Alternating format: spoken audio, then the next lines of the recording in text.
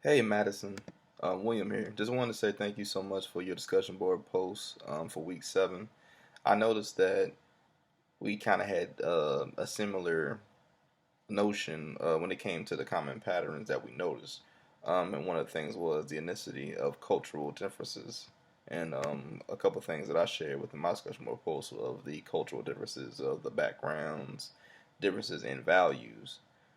I noticed that the article of China changing views on race initially opened my eyes to the fact that anybody can identify within a certain culture what you're born into. So, to reiterate on the notion of the article, it was a young woman whose mother was Chinese and whose father was black, but never met her father. Was going basically on the aspect of identifying identifying as Chinese rather than just identifying as both Chinese and African American. In any notion, I mean that's pretty much understandable, and I mean it's something different. I can honestly say it's totally different. I never seen anything like that before. Or seen anything or heard of anything like that. But however, I noticed that it is a common thing now. It doesn't matter where you're born into or regardless of anything like that. It goes more of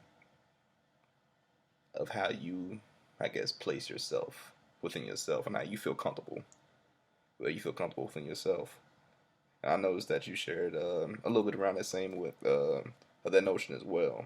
I know another thing that I shared was going into the article of counseling beyond the U.S. borders, which kind of passage on how Arab youth are sent to American and British schools, for a better education, yet, their parents don't realize the impact they put on their children, when it comes to they can't identify socially with others that don't look like them. And, and that can also lead to some things as well, maybe on a down spiral or something negative rather than positive. If some cultures can't identify with others, sometimes most times they feel alone. So it's necessary to at least be together in your culture. But it's okay being diverse and getting education. It's just trying to be comfortable within yourself. Period, regardless of culture and nature and backgrounds. And it's an eye opener and it's eye changing. It is heart changing as well and mind changing. A lot of things are happening today that never happened in the past.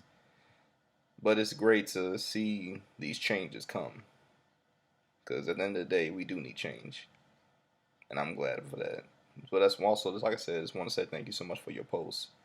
And I know we coming up in the end of our course, so I hope that you continue on with your classes and continue on with your on your field of study. Thank you again, and good luck. See you. Hope to see you.